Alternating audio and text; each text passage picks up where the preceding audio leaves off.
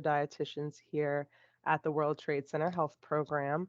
If anyone has any questions throughout the presentation, please feel free to either, raise your hand in Teams or write in the chat and we can answer questions. We will also have a question and answer session at the end as well. So without further ado, we'll be talking about minimally processed versus highly processed foods today, a little bit on bioavailability even though this doesn't seem like a broad topic, it's a very broad topic. So we might end up making this into a part two down the road next year as well. So today we're going to define what is processing of various food modalities. In terms of preparation, especially, we're going to go into the bioavailability of food and what that even means. Is it worth it to go organic? And if so, what kinds of foods? And what in tarnation is endocrine disruptors? We'll go through that as well. So a bit of a broad encompassing presentation today. First, what is a processed food? So according to the U.S. Department of Agriculture, the USDA, processed foods are any raw agricultural commodities that have been washed, cleaned, milled, cut, etc. All these hyper processed methods that we'll get more into. Anything that alters the food from its natural state, right? So taking an apple and making it into apple juice or canned fruit, for example, would be processing it all the way down to drying it out and making it into, dried fruit snacks, for example. This can include adding any preservatives or flavors or ingredients. Today, we're not going to get so much into the ingredients, and that's where I think we need a part two, to be honest with you, is what are all these ingredients and what do they do for our body? So next, though, effects of processing. So this is going to get a little sciencey at first, just to give you guys some background before we get into the different types of processing and what it does to our foods. So a little bit on bioavailability, which we will return to later on in the presentation, is bioavailability is essentially if I eat this food, how much of it am I actually going to absorb and utilize, right? With protein, especially of all the protein we eat, we don't absorb the majority of it, probably close to more so like 70% of that protein will actually go into our body and get utilized based on the form, especially. So that's more what we mean about bioavailability as certain foods, as they get processed more, they get more depleted of nutrients. So especially vitamins and minerals. And you'll see the term stable get used. So stable just means the food is stable and it's not getting depleted of X variety of vitamins. So it's stable in terms of vitamin C, for example. Or if it's unstable in terms of vitamin C, it means it's getting depleted of that from its natural state. Water soluble vitamins are going to be more likely to be affected than fat soluble vitamins, as they leach out when the cell that holds the liquid that the vitamin is held in leaches out, like aka when we're breaking apart a food, right? So water soluble vitamins are all of our vitamins except for A, D, E, and K. And we'll get to this more so later.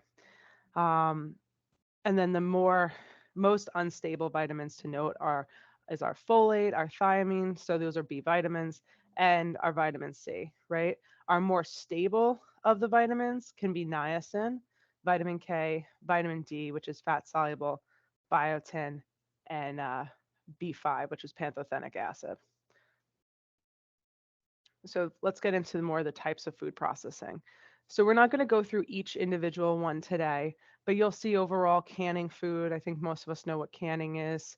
Um, and we will often lose vitamin C and B vitamins in the process of having a canned, produce, for example, as opposed to a whole food produce. Blanching is done before we can or freeze a food, and before we can it, we're high freezing it, and it is heated very quickly with steam or water. And then of course anything with you're freezing something and then thawing it, the food's going to lose water, so it's losing water soluble vitamins.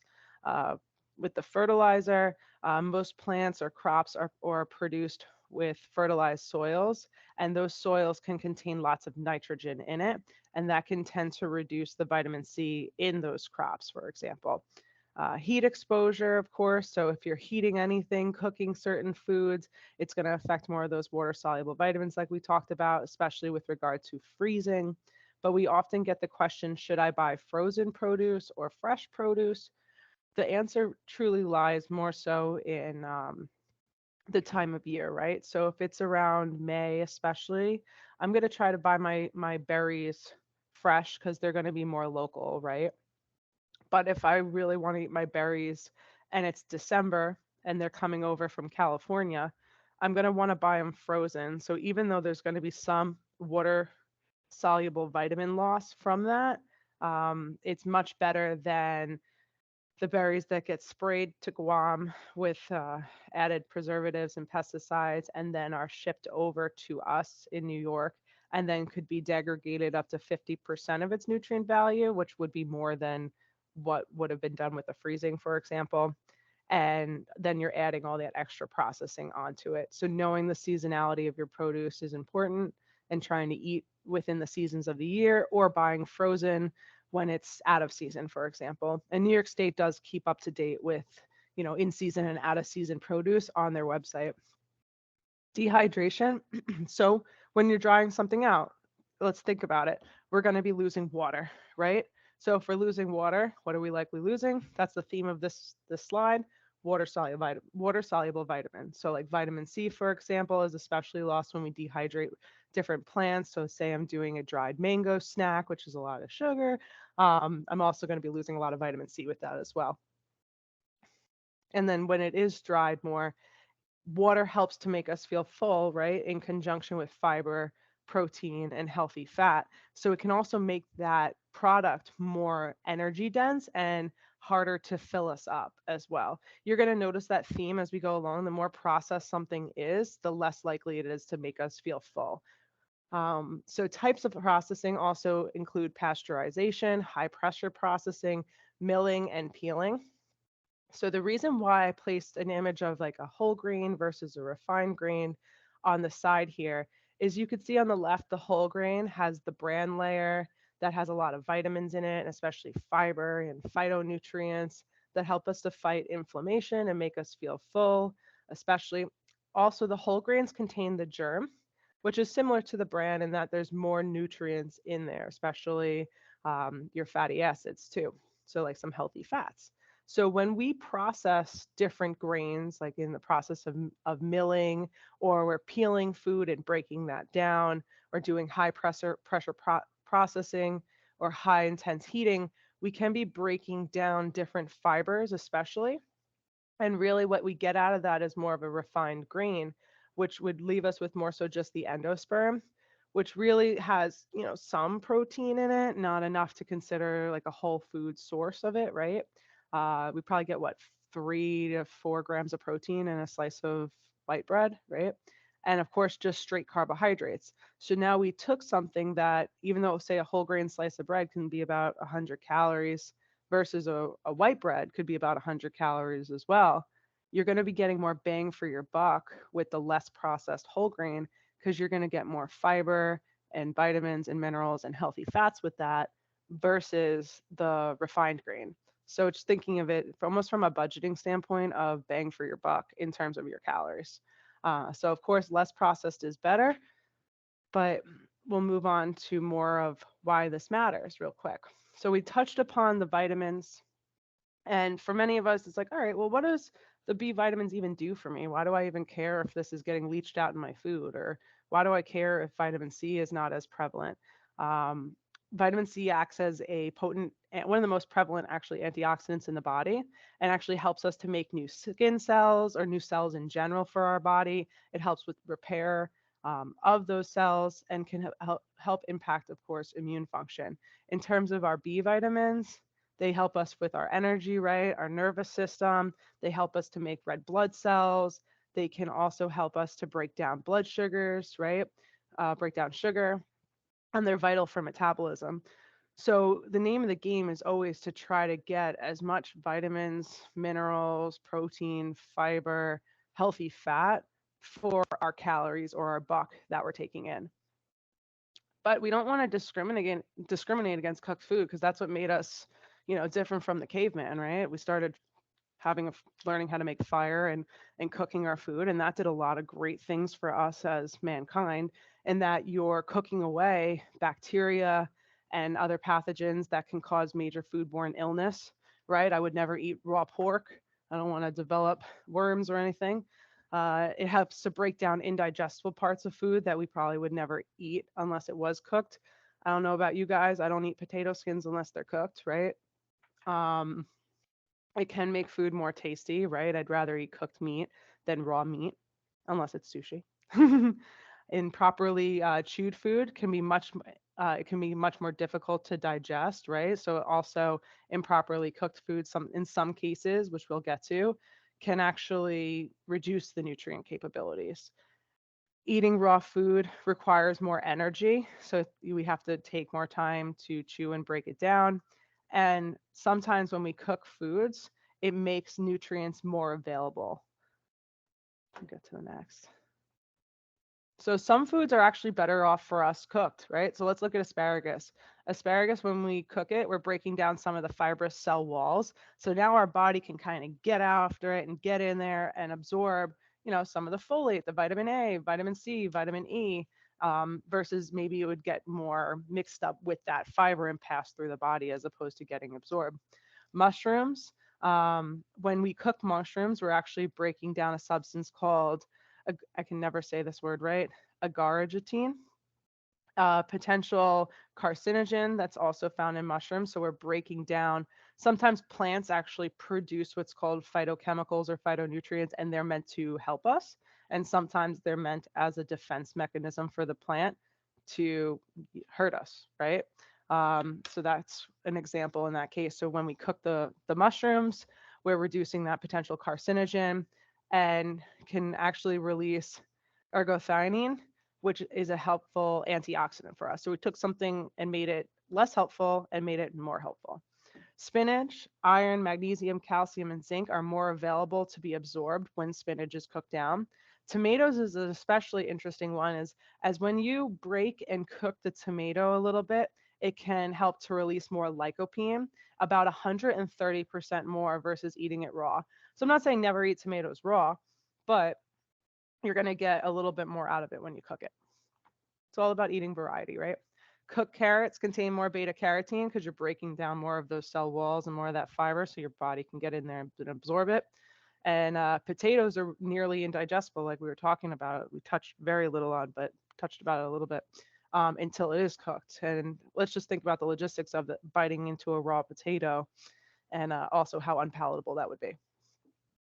Legumes, raw or undercooked legumes can be dangerous for some in terms of the lectins. I go back and forth on the whole lectin concept, but they can be reduced when you soak them and cook them.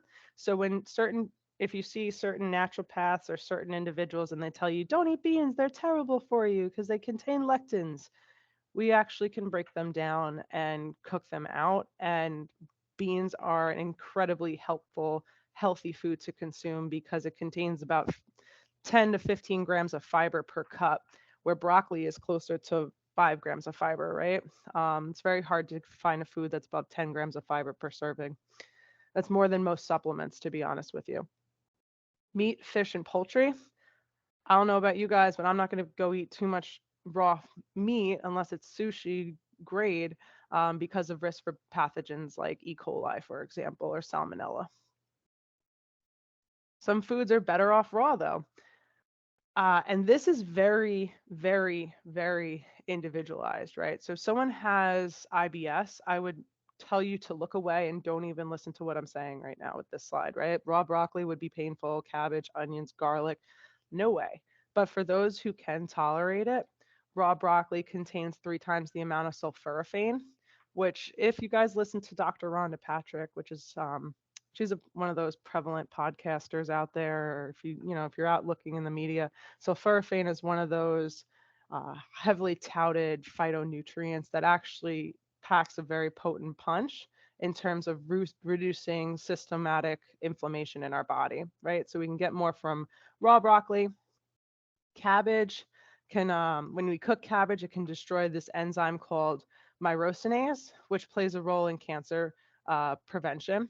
So if you choose to cook your cabbage, do it for shorter periods, or how I like to incorporate cabbage into my diet is I'll buy the shredded carrot in the mixed bag of vegetables and put it into my salad and add a little extra color as well.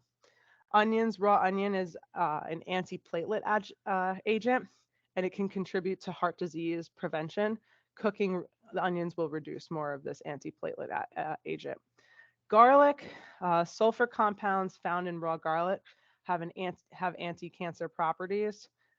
We don't want to say it prevents cancer, right? That we can't guarantee anything, but we're saying that it might reduce the risk of developing cancer, right? Cooking garlic can reduce some of these compounds, but also garlic can go back and forth because when you start to cut open a clove of garlic and you let it sit for a little bit before fully cooking it out, it actually can increase the antioxidant capabilities of the garlic.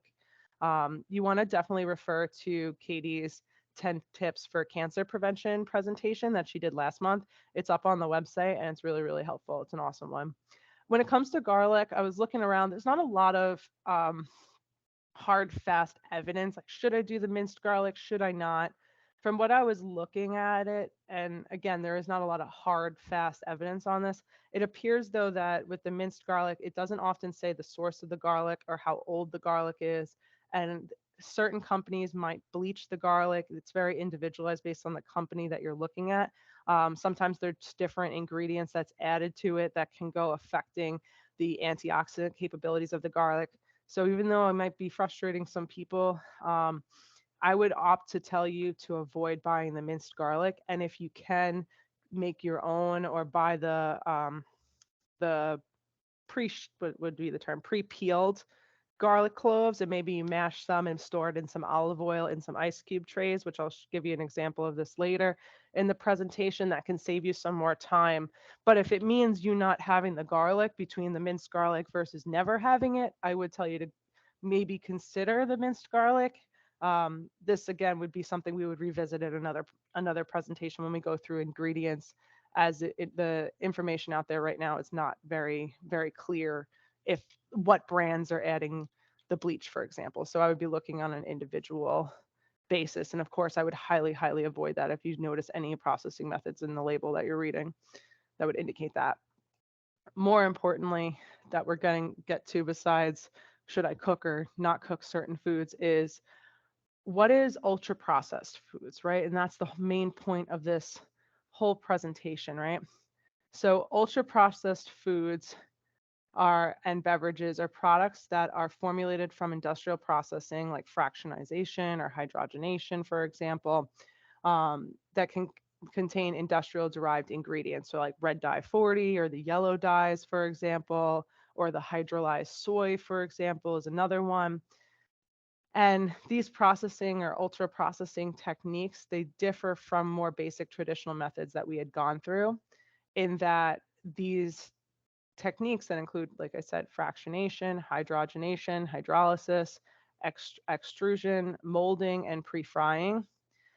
Typically in these processing methods, what it's doing is it's further breaking the food down from its natural form. And what did we learn from those middle of the road processing techniques? They deplete a lot of the good guys, right? Fiber, vitamins, minerals, water, things that make us feel full, right? And when they do this, it can take away the palatability of the food because they're trying to prolong often the shelf life of the food, right? It's going to impact the bottom line. So to do that, they also add a lot of sugar and salt and some oils and fats that are typically more in favor of shelf stability than human health, right? So ways you can kind of spot these foods are the ones that have those types of ingredients in it. They're very low fiber, very high in sugar. So by very low in fiber, I mean it's less than 2 grams, 0 grams of fiber. Sugar is our golden rule, is to tell you guys single digits or at least 12 grams and below. If you're seeing like soda, for example, 30 some odd grams of sugar, for example, that's an ultra processed food, right? Um, Natural peanut butter versus the regular kind of Skippy peanut butter. They're adding all those hydrogenated oils to help it mix, right? So emulsifiers. So now we're adding in more of those not so heart healthy fats, etc.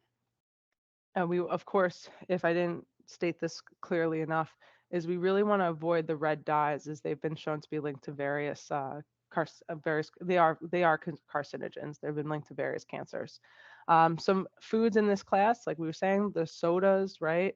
Confectionery goods like our I hate to say this as a New Yorker, our Entenmann's, right? Some of our biscuits, like the frozen, what is it called? Red Lobster cheddar biscuits, for example, sweetened breakfast cereals. I'm looking at you, Raisin Bran, over there, hiding behind your high sugar label, acting like you're all healthy, full of bran. Pre-prepared meats, right? We typically tell you guys to avoid a lot of the deli meats because of the added nitrates and nitrites that are in it, as they've been linked to be a potential carcinogen. Those pre-prepared meats, we would gear you more towards a boar's head, as they don't have nitrates or nitrites in them, and they've gotten rid of gluten-containing fillers, so they're not using wheat or processed wheats, I should say, as a filler to dilute their meat and impact their bottom line. Certain cheeses, like if you're buying the plastic wrapped American cheeses, let's avoid that. Um, the processed pasta dishes that are frozen, we all know frozen pizzas, etc. Processed meats, sausages, burgers, hot dogs. The burgers are going to vary a little bit, where say we're going to do more of like a homemade black bean burger, right? That would be okay. Or a 90% lean sirloin burger, turkey burger, that's fine. But it's when we're going to be buying, say, like the processed burgers from McDonald's, for example, or Even Burger like King. those be sorry to interrupt, but honestly, even those Beyond Meat burgers, those That's are exactly what I'm getting at. processed. Like, you'd be Yeah. better off with, like, an actual beef burger than a Like, Beyond Meat or, like, a Impossible Whopper. yeah, like who cares that it's no meat, right? It just means that it's made out of processed plant materials and whatever ingredients they're putting in there to make it look like an animal meat, just so that we think it's healthier because it's what, less protein? The logic isn't even sound with that, right? Um, Powdered or packaged instant soups, right? So if we can make more soups from home, or even buy lower sodium soups like the Dr. McDaniel soups, those are at least a little better. But in general, whatever we can make from home, let's try to do it within reason to avoid the ultra processed foods, and then lean a little bit more towards the processed when we need to kind of save time. For example, like canned beans, if we rinse and strain them, that's not so terrible for us at all, versus, if we don't have time to do the soaking of the beans. So the reason why they don't really fill us up so much, it's the concept of empty calories versus nutrient dense calories. So when something's ultra processed, they tend to be very high in calories because they're adding in a lot of those shelf stable nutrients like sugar, right? Which is going to drive the calories up, or lots of fat, especially saturated fat, to give it various textures, like especially for our baked goods. That fat actually gives it structure to, right, to be able to stand up and hold its structure longer than, versus it molding and falling apart. And also they'll add anti-molding agents too to it. It can impact our health, absolutely, because it's a lot of those processed carcinogenic ingredients we were talking about, high in sugar, high in salt, low in fiber. They tend to be low for the cost, definitely low cost.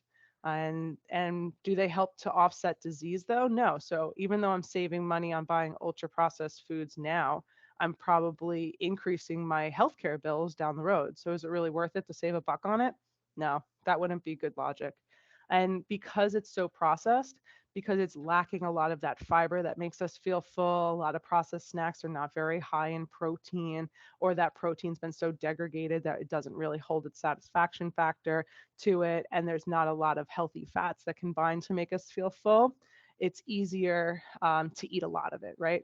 Versus nutrient dense foods, which you could see with the image I have on the right of the 18, let's round it to 1900 calorie like fast food meal, compared to that 1900 calorie, looks like a couple meals and snacks, to be honest with you, that is less processed, right? So it's going to have less calories in the less processed, more nutrient dense foods, higher nutrient value, because a nutrient dense food is more what I was getting at earlier with saving your bang for your buck. If you're looking at your buck being your calories, the 1900 calories on the right, the person is getting a lot more for their calories than the person on the left in the 1900, fast food options, right? The impact on health is positive when we eat less processed foods because we're getting more fiber that regulates our blood sugar, that keeps our heart healthy. It feeds our microbiome, which can impact our mood and cancer risk, right?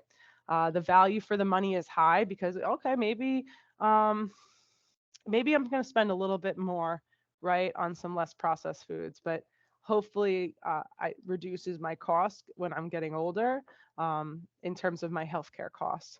And of course, because they're higher in fiber, hopefully higher in protein based on the choices that we're making, lower in salt, it's going to make us feel more full. So you could see kind of like a funny example of the 500 calories in the stomach image of looking at the volume of what 500 calories of each food can kind of look like in the stomach, and thinking about the concepts that Katie and I always relate to you guys of eating fiber, protein, and healthy fat. Of course, drinking water throughout the day can really help to fill up that stomach and hold us over for a longer period of time. So more nutrient dense foods can help with that. Let's see if it wants to progress. All right. So next in the processing foods, just to, kind of summarize more, sometimes it's okay to lean on processed, and I'm not saying ultra processed, but processed foods when we need to. So there's a spectrum here, right? So whole foods are going to be more of our green, our yellow is going to be minimally processed, our orange is going to be more of the moderately processed foods, and then the red is going to be more of our higher processed foods. So just so you can see an example of brown rice to white rice versus puffed rice cereal, or vegetables like we said earlier, carrots to canned carrots to veggie straws. So really this red column, we're going to tell you guys to really refrain from, because you're not getting much bang for your buck at all there. And that's what's going to create this, oh, I just had, a muffin for breakfast. Why don't I feel full? I'm so ravenous for lunch, sensation. Um, let's go on to the next one. And this in part is due to bioavailability of nutrients, right? Because as we're processing something down, we're taking away the nutrients that are in that food. So less of that is going to be digested, absorbed, and distributed in our body. So bioavailability really encompasses the sum of the impacts that may reduce or foster the ability for our body to utilize the nutrient that we're taking in. And I don't know what's the point of eating something, and of course palatability, right, is a big feature of it, but if it's not going to contribute to something, right, and it's only going to diminish or deplete us, then what's the point is more what I say. But our bioavailability can be influenced by our food environment, right? Am I living in a food desert, or am I living in certain urban areas where maybe there isn't access to as much fresh food or farms or options like that, right? It's more bagged and processed foods. The nutrient concentration in the food itself, the individual's nutrient status. So someone who is malnourished might absorb a different amount of nutrients from their food versus someone who's overtly nourished, or someone who has celiac disease, for example. So individual nutrient status is varied, of course, our life stage. So when we're younger, our, how should I phrase this? We're growing more, right? So actually, we don't absorb we absorb protein differently when we're older versus younger, because when we're older, we actually need it more. So our protein bioavailability, actually, I learned this yesterday, goes up when we get older versus when we're younger. Um, but we also need a lot more protein when we get older, and most Americans are not getting enough. The chemical form of the nutrient, like we were getting into earlier, and sometimes co-ingested compounds, like if I'm having milk with, this sounds gross, milk with a meal of some steak, right? If I'm trying to eat the steak for some iron, the milk that I'm drinking is going to inhibit my iron absorption from the calcium, for example. So I'm not going to go so sciencey and in depth with this, right? But the structure of the food, our health or life stage, the chemical form of the food. So we'll go more into heme iron versus non-heme iron later on. The presentation, the processing methods, and the interaction of the compounds can impact us. Just below that interactions with compounds uh, bullet, you'll see all different foods that can help inhibit or prevent the absorption of certain foods or actually help the absorption of certain foods. So when everybody was taking so much zinc during the pandemic, Katie and I were like, oh my goodness, people are taking way more zinc than they need. They got to just take it when they're sick or depending on their own individual nutrient status because it can impact their copper absorption, their iron absorption, for example. But even though, like I was saying earlier, calcium can inhibit iron absorption, calcium helps the absorption of vitamin D. So if you're taking your vitamin D in the morning with, a protein shake that is enriched with some calcium, made with some milk, maybe like some Fairlife milk with on the side with maybe some eggs and toast, right? Instead of having, pick one starch. So notice I didn't say the having a fruit with the toast and then the milk, right? We could do just the milk with a slice of toast to keep the carbs lower. That can actually help us to absorb our vitamin D if we take it with that meal. Um, of course, vitamin D and K2 also work together. So you might be noticing more of that on your vitamin D supplements as well. So protein bioavailability. That's really why I wanted to bring up bioavailability is there's certain proteins that we're going to absorb better than others, right? Like whole meat products. I'm sorry to our vegans and vegetarians out there.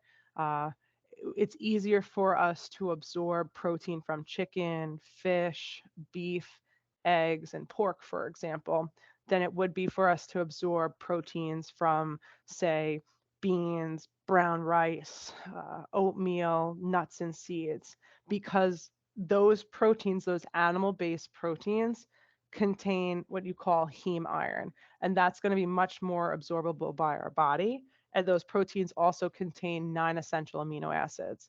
But if someone is vegan or vegetarian, right, they can do combination foods by doing brown rice with beans, for example, whole wheat rice with like hummus. So if they're using the hummus almost like as a dressing to make like a pita sandwich with maybe some uh, tofu even too. Tofu is actually going to be a complete source of protein. That's one of the ones that actually doesn't fit in the incomplete protein section, uh, and it isn't a meat. No, soy is missing methionine. Oh, methionine. You're right, methionine. But Quinoa. soy, quinoa is the complete source of protein. But with soy, as a vegan or vegetarian, it's going to be one of the better protein sources for somebody because you're going to get more bang for your calories. It's going to be a higher amount of protein for what's coming from your calories. But in general, we do promote you guys having lean proteins as well, which we go more in depth in our heart health presentation in that. You'll see the protein digestibility corrected amino acid score.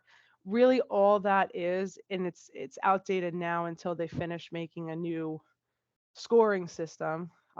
So that's why I don't want to go too in depth with it.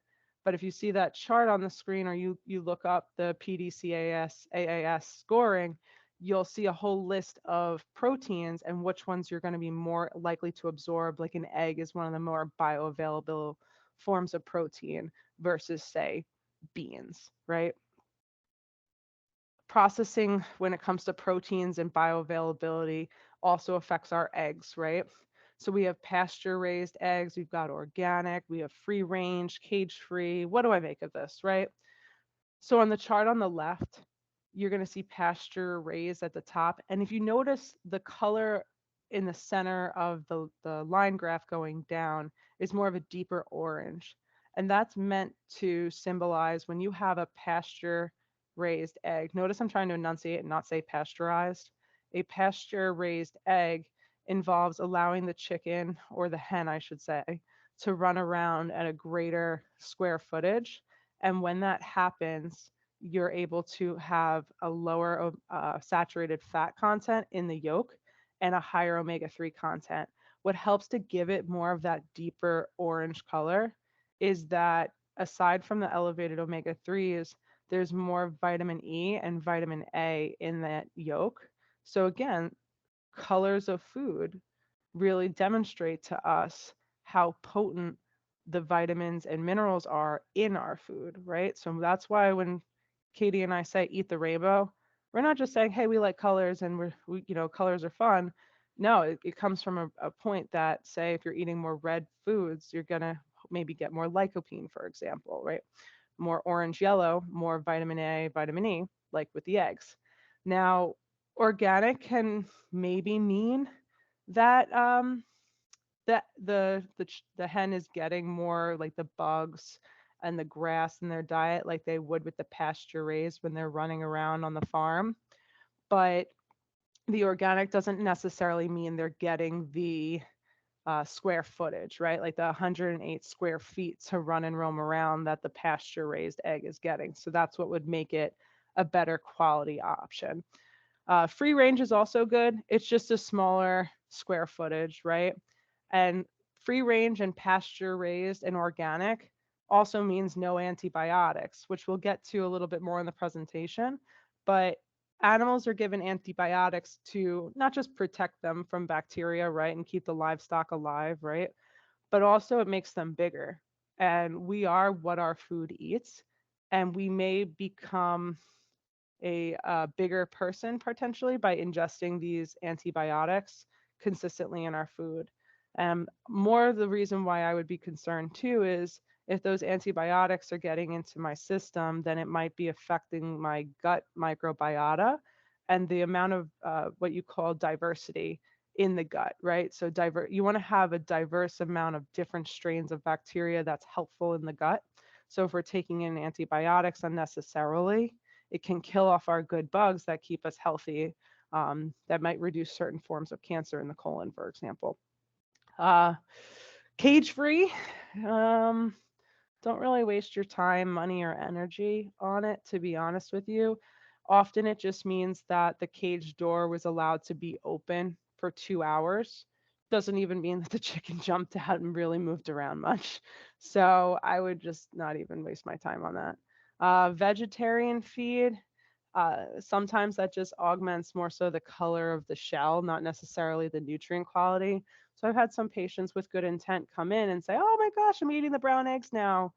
And it's like, okay, well, what kind of brown eggs? Are they brown and pasture raised, or are they brown and just, vegetarian feed? Because that will just mean that the color of the shell is different, doesn't really impact the nutrient quality. And then conventional is more like your Eggland's Best. So Eggland's Best is more so what you would call enriched or fortified with nutrients, but it's not holding a candle to the nutrient density of pasture raised eggs. Next is grass fed. So we might be noticing more options in the grocery store for grass fed beef, um, maybe sometimes chicken, but more so with beef. So grass fed means that the animal essentially is fed a more grass-based diet, like a diet natural to the cow, right? As opposed to these industrial feed grains that contain mainly soy and corn that's really cheap to feed a lot of animals at one time. So when the animal is fed more of a diet that's natural to the animal, right? It leads to more omega-3s, lower saturated fats, more vitamin A, and more vitamin E, similar to the pasture raised eggs because it's a similar concept. Give the animal what it naturally eats and it becomes a healthier animal in turn. And we are what we eat. And if we're eating a healthier, more nutrient dense product in return, it's going to make us healthier, right? So antibiotic label claims are interesting ones. There's no seal that I was able to find from the USDA that's a dead fast. Okay, every time it's got to have this seal. Sometimes you'll see no antibiotics or no antibiotics ever. It's more so the labeling claims are regulated by the USDA. So when the animal is raised without any antibiotics, period, the the USDA will allow the company to write no antibiotics added or no antibiotics ever. Um, it's a regulated term, unlike the term antibiotic free, just because there is no way to prove if the animal was ever contaminated, right? They have to keep various records, and the USDA does go in and audit and spot test animals, but you cannot prove that the animal never had, antibiotics by accident somehow in its water supply, for example. And when you see no subtherapeutic antibiotics, it means the animals were not given antibiotics on a daily basis, but maybe if they were sick, they were given an antibiotic, for example. At the end of the day, try to avoid antibiotics in your meat. I care more about antibiotics in my meat than if it's organic, to be honest with you. Now, what does this mean for me? With the processing and things in the food that we touched upon, bioavailability, we want to take time to chew our food so that we can get the most out of it. And we could kind of break down some of that fibrous layers to it so our body will be able to absorb and utilize more of those vitamins and minerals, right? And also for breaking down that fiber more, it's going to be easier for us to pass too, right? And it's going to be kinder to our bugs in our gut who are going to further break that down and eat that fiber. We want to eat a varied diet. So it's unrealistic for me to tell you to make all of your foods from home. Never buy a store bought hummus, never buy minced garlic, but do what you can. If there's some weeks you have a little bit more free time and you want to make some homemade peanut butter or make some homemade almond milk, then do it. But by all means, it's really more so the ultra processed foods we got to stay away from. And we're never saying never with any foods. Like if it's a birthday or a family occasion or something and you want to have some Entenmann's or whatnot, it's more so about the frequency and the portion to which it comes in, right? Um, for foods with rigid structures, right? We want to make sure, like a very fibrous foods, like a potato, for example. We want to try to chop and mince them before consumption just so it's easier for us to digest, especially if you're someone that cannot tolerate broccoli, even, when it's raw, but you can tolerate it when it's cooked. It might be easier that when you cook it, if you can cut through it with the side of a fork to break it down, it's going to be much easier. It's an easier tell to know if you're going to pass it better.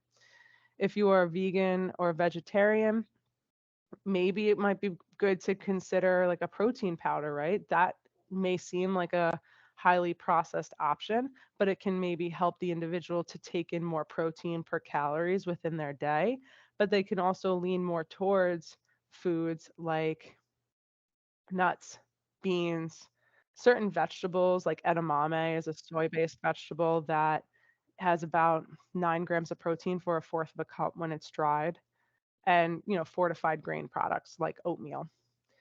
There's antioxidants like phytates and polyphenols that can get reduced in the processing of foods and the treatment of foods. So while some antioxidants, like we were talking about earlier, are important compounds that can actually be enhanced by our foods. So that's why it's important to not eat a only raw diet or an only cooked food diet, but to eat a little bit of both, right? You want to consume foods that work together to increase the absorption of certain micronutrients. So if we're anemic, we want to make sure that we're maybe putting some vitamin C with our foods, right? Um, like having some leafy greens, for example, with our meats, or some bell peppers, especially with some of our meats, like chicken, sausage, and peppers, for example. So, a benefit to not eating as much processed foods, it's going to help you to meet more of your nutrient needs, like we've been talking about. We'll get more fiber, more omega 3s, more vitamins and minerals, and we'll get less refined starch, sugar, unhealthy fats like saturated fats, to name a few, right? In those processed ingredients. Benefit number two would be, of course, our health benefit, right? Those who eat less processed foods tend to have lower risks for what you call chronic inflammatory conditions, which include cancer, depression, heart disease, diabetes, for example. Benefit from number three on why we should eat less processed foods is you'll find it to be more easy, or more, it's a easier way, I should say, to regulate our weight and our appetite, because eating less processed foods means that we're likely taking in more fiber, especially, and less of that highly palatable sugar that makes it really easy to go past that point of fullness, right? So we're going to be more satiated because those foods require a little bit more chewing, right? It slows us down when we eat. So if we're eating a little bit more slowly, it gives our vagus nerve some more time to catch up and tell our brain, hey, we're full, versus getting smacked with that, hey, I'm stuffed feeling out of nowhere. If, if we were maybe eating quickly. And then we feel more full off less calories, which, hey, that helps us to foster a calorie deficit and not feel deprived. So that's why often Katie and I will try to increase, depending on the person, various fruits, vegetables, whole grains, beans and legumes, and nuts and seeds that are, not processed foods to help us feel full and satiated when trying to lose weight. And then also, most importantly, not feel deprived. So we want to try to preserve nutrients in terms of our cooking and our kitchens, right? So overtly trimming or peeling vegetables before cooking can remove the fiber and water soluble vitamins. Um, so it depends. Like if you're peeling all your potatoes and making all your potatoes mashed potatoes, for example, maybe it would be better to try doing like a baked potato with some, shredded chicken on the side and some, asparagus, for example, as dinner versus doing mashed. That's just one small example. We want to eat produce at peak ripeness, right? So buying in season we were talking about will help us to get more vitamins and minerals in our produce. We want to limit sun exposure. I think all of us know that on our produce, right? Don't keep your stuff baking out in the sun. Make what you can from home. Like if we can make a pesto from home, hummus, we could take our leftover trimmings from produce that, maybe there's just some parts that just aren't edible. We could save that in a gallon Ziploc bag and boil it with some seasonings, maybe add some bone broth and create our own broth too with it. Um, Also, boiling can cause the leaching out of some nutrients into water.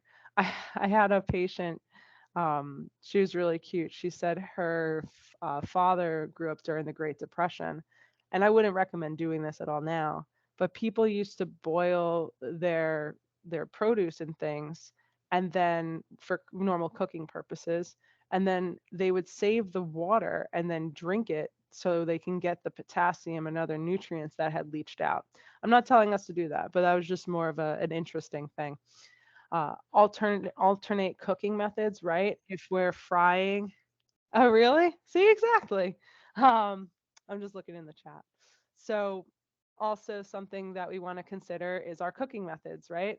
If we're doing more drier cooking methods like grilling, roasting, steaming actually can preserve a lot of nutrients, especially in our produce. Stir frying and microwaving, especially versus boiling and frying, right? The air fryer is great, but I'm comparing it more so to the deep frying, right? The pan frying too. We're going to lose a lot more. So then next is preserving the nutrient value of vegetables, right? So if we're trying to get the most out of it to save the bioavailability of our produce and things that we buy, we could store foods properly, keep them in more sealed bags, glass containers, right? Keep vegetables in the crisper section of the refrigerator, wash and scrub vegetables versus peeling them. Uh, you can also use like lemon juice and white vinegar to help really clean your produce and let it soak in it for a little bit and then rinse off the vinegar to really clean it good and get the pesticides and processed ingredients off the outside of it. Use the outer leaves of vegetables like beet leaves, for example, in a salad, cabbage, or lettuce that is wilted or unpalatable. That can also get used to make the broth like we were talking about.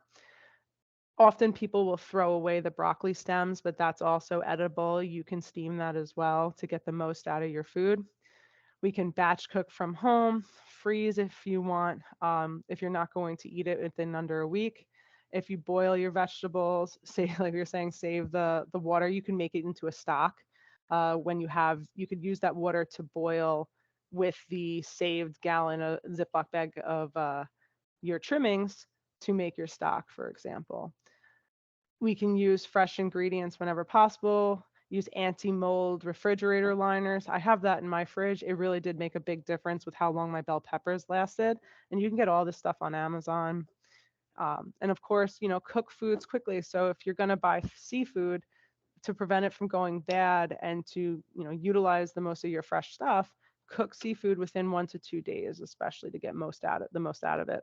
I'm not going to go through each individual one of these, but you can screenshot or return to this PowerPoint again once we put it up onto YouTube for you guys on our WTC Nutrition website. If you go into the WTC main website and you go to member services or member resources and go down to nutrition resources, all of these videos are here saved for you.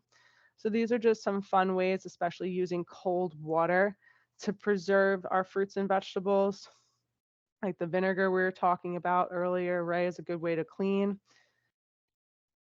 Of course, like I started storing even my fresh herbs similar to this kale here on the right in water, like it's in a vase, right? We would do that with our flowers. What's the difference?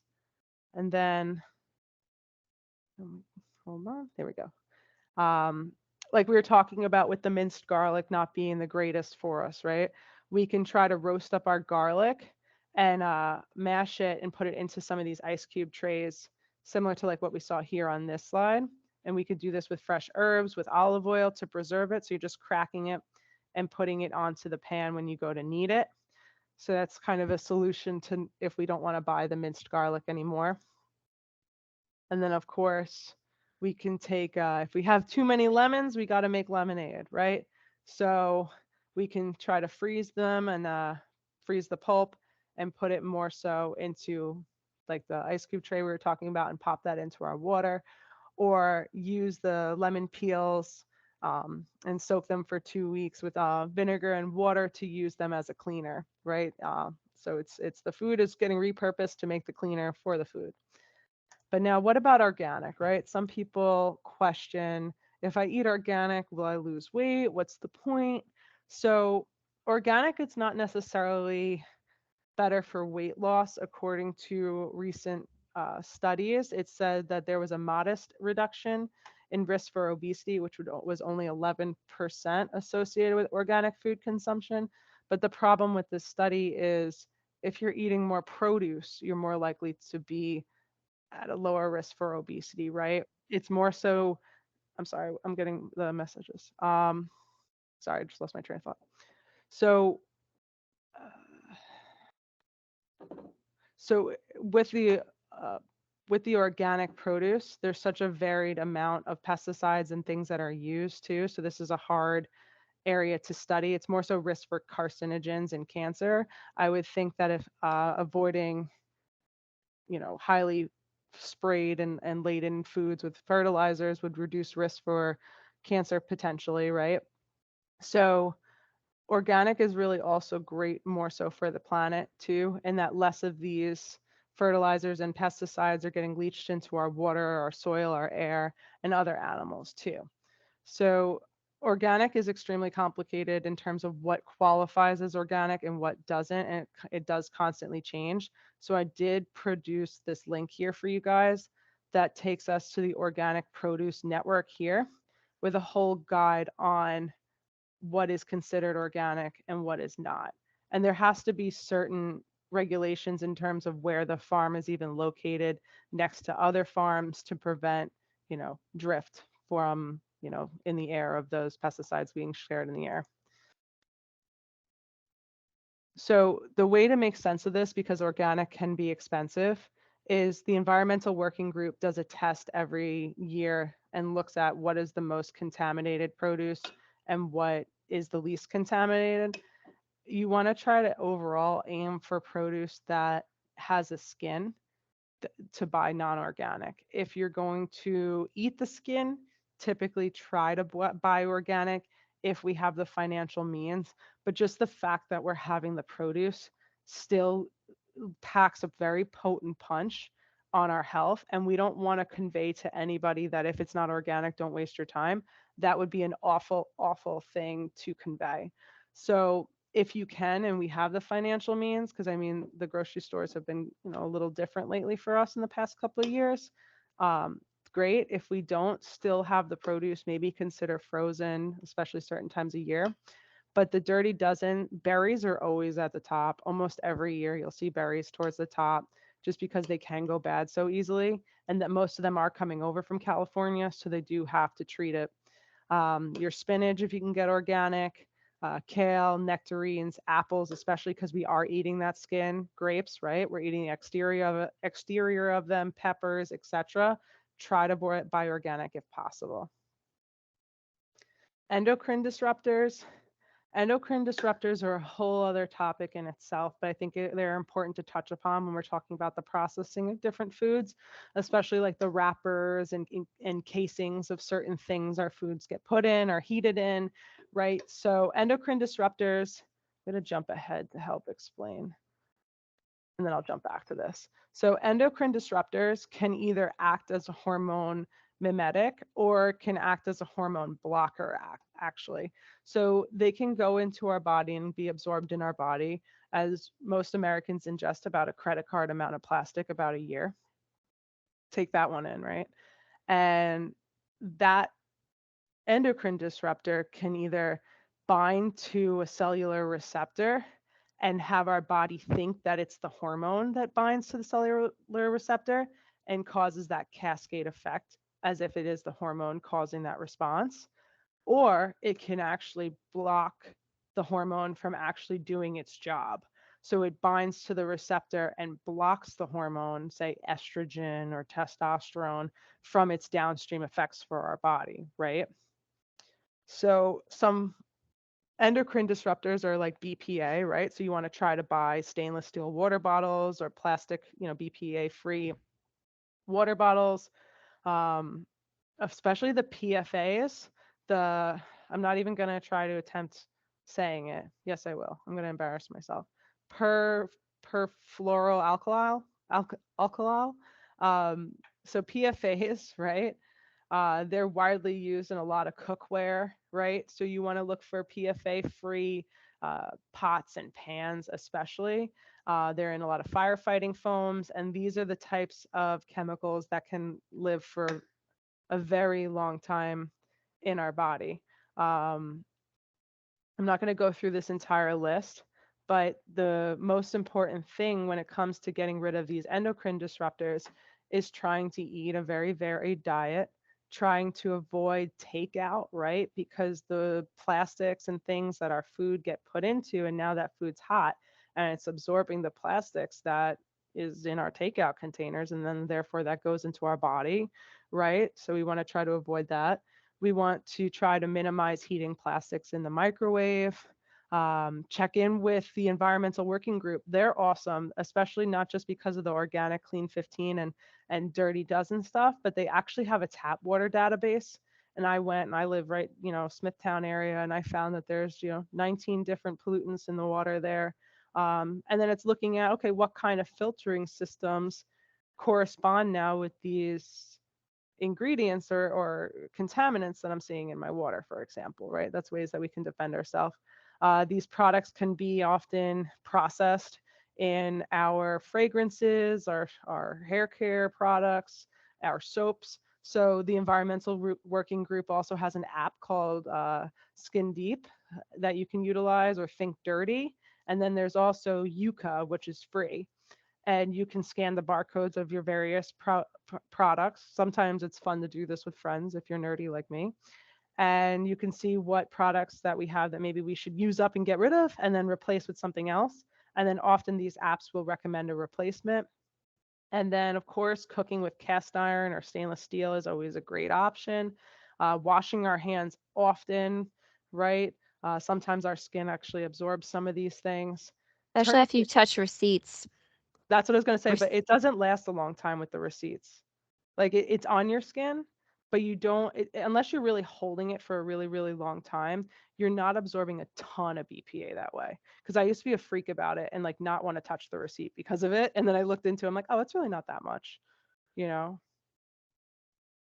But replace plastic with glass containers, right? If you're going to nuke something, especially, it's not that the microwave is the devil, but nuke it in plastic. I mean, avoid nuking in plastic. And buy fresh before canned whenever possible. And this is just a nice little graphic that they have on the environmental working group site that you can actually zoom in and see each of the tips in larger individual like sheet sizes for each tip. And then just in summary, is some processed foods are good for you, right? And especially in small quantities, you want to try to eat a spectrum of foods like we see in the image below, right? If every day I'm eating an ultra processed food, maybe not so great. maybe once, twice a week, an ultra processed food, depending on the portion size and which one it is. Like if it's a soda, no, no, no. But maybe if it's like a cookie or something, that's not that big of a deal, right? If you're mostly eating lots of fruits and vegetables and meats and unprocessed foods, then that's fine. Um, we want to include raw and cooked foods in our diet. We don't have to be completely carnivorous and never cook our meats and risk foodborne illness. Um, Progress is more important than perfection. So if you're eating the hummus and you've never had the hummus before, or you're eating the tzatziki and you've never had the tzatziki before, but you're buying maybe the boar's head version, don't beat yourself up. Appreciate the journey, appreciate the small steps, and that's still a win versus maybe using ketchup or something else instead as a condiment. And then just being aware. Awareness is the cornerstone of health. Be aware of, am I cooking most of my foods, or am I eating most of my foods raw? Am I buying out most of the time? Am I heating in plastic all the time? Just being aware of our habits and then just working on one thing at a time can really help us to make a big punch. It's not my intent to scare anybody with this presentation, by no means.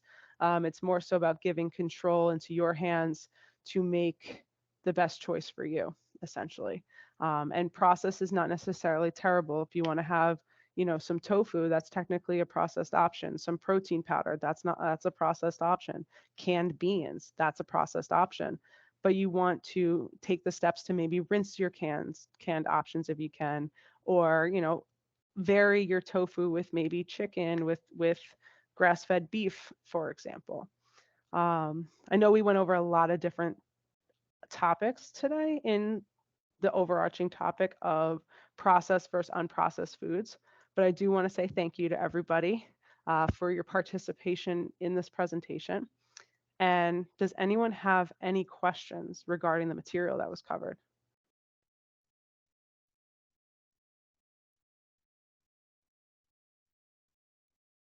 No, excellent, excellent. Well, thank you guys for sitting in. We're going to upload this to YouTube today, and it should be up on our website within a week. And if you have any further questions that maybe you feel funny asking in the group, you can always contact us individually, and we can always be reached at 631-855-1200 at the World Trade Center Health Program. Again, thank you so much for listening to today's presentation. And of course, have a fabulous rest of your day. Be well. Bye, guys. Bye.